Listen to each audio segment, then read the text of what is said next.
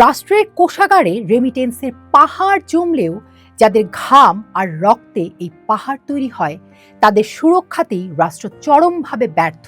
বিদেশে যাওয়া নারী শ্রমিকদের ক্ষেত্রে রাষ্ট্রের নীতি যেন হয়ে গিয়েছে, যেভাবেই হোক যাও, যে কোনো কাজ করো আর ডলার পাঠাও।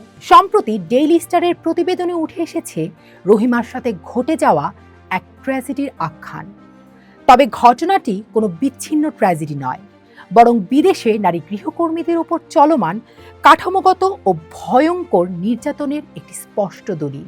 সংসারের ঘানি টানতে সৌদি আরবে অফিস জবের প্রতিশ্রুতিতে নিয়ে যাওয়া এই নারীকে বাধ্য করা হয় এক বিশাল প্রাসাদে নামমাত্র বেতনে হাড় ভাঙা খাটুনিতে। সেখানে তাকে দিনের পর দিন অভুক্ত রাখা হয়, সামান্য বিশ্রাম নিতে চাইলে গালিগালাজ, এমনকি বাইরে থেকে খাবার কেনায় শারীরিক নির্যাতন করে তালাবদ্ধ করে রাখার যে চিত্র উঠে এসেছে তা নৃশংস। এটি শুধু রহিমার গল্প নয়। ব্র্যাক মাইগ্রেশন প্রোগ্রামের তথ্য মতে 2019 সাল থেকে শারীরিক, মানসিক ও যৌন নির্যাতন এবং অতিরিক্ত কাজের চাপ সইতে না পেরে প্রায় 69,090 জন নারী শ্রমিক দেশে ফিরে আসতে বাধ্য হয়েছেন। ওয়েজ আর্নার্স কল্যাণ বোর্ডের দেয়া পরিসংখ্যান আরও ভয়াবহ। গত 8 বছরে 799 জন নারী শ্রমিকের কফিনবন্দি মৃতদেহ দেশে এসেছে, যাদের বেশিরভাগকেই আত্মহত্যা বলে চালিয়ে দেওয়া হয়েছে। শ্রমিকেরা যখন দূতাবাসের কাছে বা দেশে ফিরে বিচার চান, তখন তারা বিচারের বদলে পান সীমাহীন উপেক্ষা।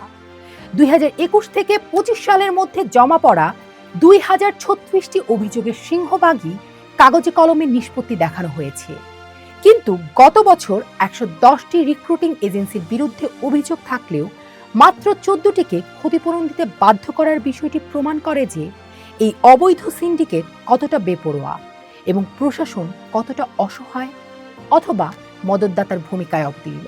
বিদেশে অবস্থানরত মিশনগুলো নির্যাতিত শ্রমিকদের আইনি লড়াইয়ের চেয়ে মালিকপক্ষের চাপে আপোস করে তাদের দেশে ফেরত পাঠিয়েই দায় সারে।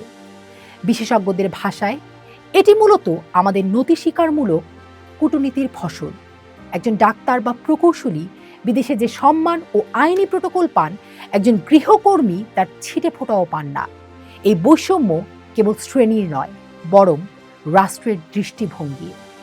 সম্প্রতি প্রবাসী কল্যাণ প্রতিমন্ত্রী নারী শ্রমিকদের সুরক্ষা নিশ্চিত করতে এবং এজেন্সিগুলোর জবাবদিহিতা বাড়াতে সৌদি আরবে ল ফার্ম নিয়োগ ও নতুন গ্রেডিং সিস্টেম চালুর কথা জানিয়েছেন। এটি নিঃসন্দেহে ইতিবাচক পদক্ষেপ। তবে অতীত অভিজ্ঞতা আমাদের শিখিয়েছে যে প্রতিশ্রুতির চেয়ে প্রয়োগ বেশি জরুরি।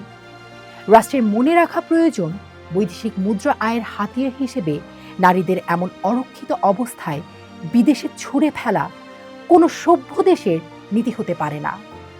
বিদেশে নারীদের কাজের পরিবেশ নিশ্চিত করতে নিয়মিত তদারকির ব্যবস্থা গড়ে তোলা, দালাল ও অপরাধী রিক্রুটিং এজেন্সিগুলোর কঠোর শাস্তি নিশ্চিত করা এবং মিশনগুলোর জবাবদিহি প্রতিষ্ঠা করা এখন সময়ের সবচেয়ে বড় দাবি। রেমিটেন্সের মোড়কে আমাদের নারীদের দাসত্বের শৃঙ্খলে বন্দী করার এই বর্বরতা অবসান হওয়া উচিত।